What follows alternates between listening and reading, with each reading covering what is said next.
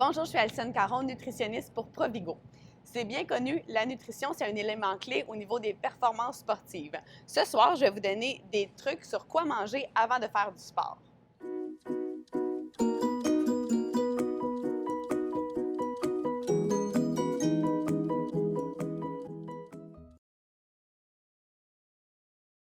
Si vous êtes en train d'écouter cette vidéo, je suis certain que ça vous est déjà arrivé de manquer de jus à l'entraînement ou d'avoir des fois des troubles digestifs aussi pendant l'effort ou simplement avoir le nez dans le frigidaire juste avant l'effort et pas savoir quoi manger. Donc aujourd'hui, je vais vous donner des trucs de quoi manger avant l'effort, mais aussi quoi ne pas manger avant l'effort.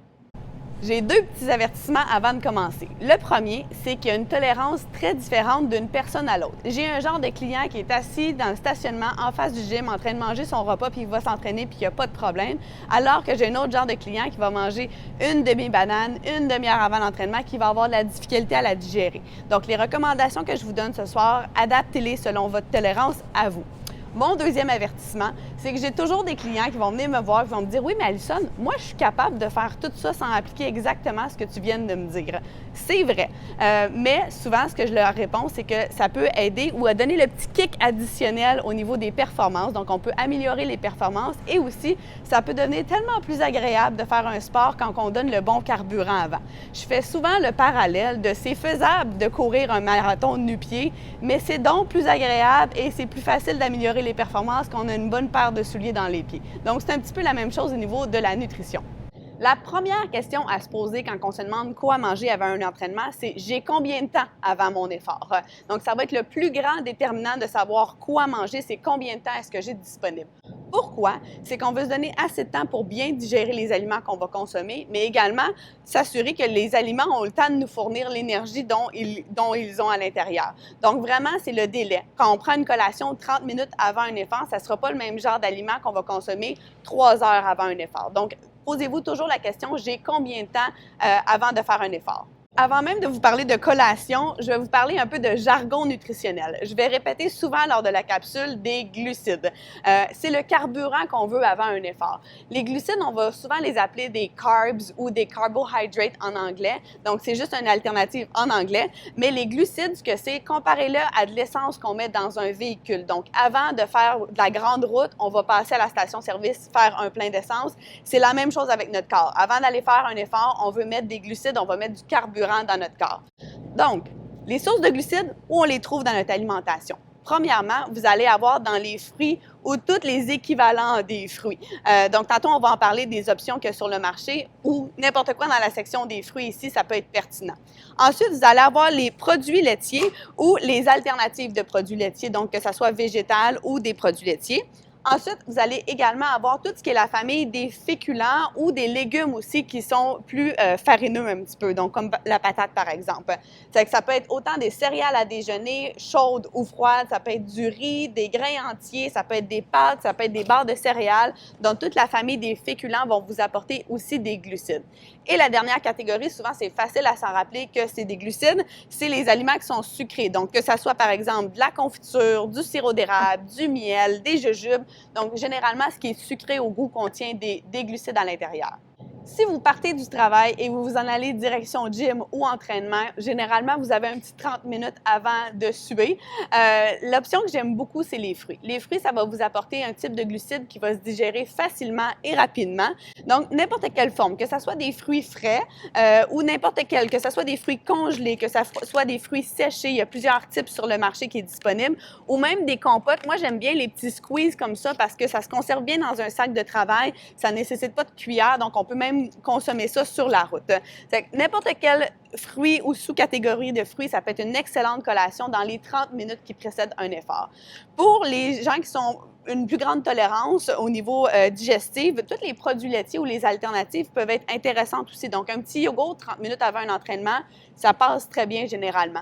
Moi, j'aime bien aussi la boisson de soya comme ça parce que ça se garde à température de pièce. Donc, ça se met dans un sac de travail et ça se boit bien en direction du gym ou d'un entraînement. Donc, ça peut être deux alternatives très intéressantes au niveau des collations 30 minutes avant l'effort.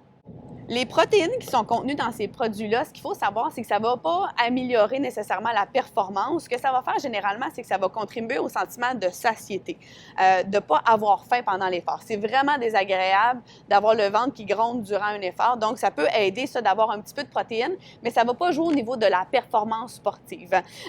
Au niveau de ce produit-là, par exemple, ce qui est le fun, c'est que vu que c'est un liquide, ça se digère plus rapidement, donc c'est plus facile pour les gens qui sont plus sensibles. Si vous êtes très sensible, peut-être qu'un yogourt grec, c'est peut-être pas l'idéal. Peut-être qu'un yogourt régulier qui a un contenu moins riche en protéines peut être plus facile à digérer.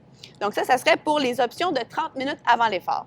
Si vous avez 1 heure avant un effort, on va viser un repas qui est léger. Donc, pas un gros repas copieux parce qu'on n'a pas assez de temps pour digérer, mais vous êtes capable d'aller un petit peu plus que juste les collations. Donc, je vous ai donné 2 exemples. Il y en a qui vont être capables, par exemple, de consommer du yogourt avec des fruits puis un petit peu de granola. Donc là, on augmente la teneur en glucides de ce repas-là.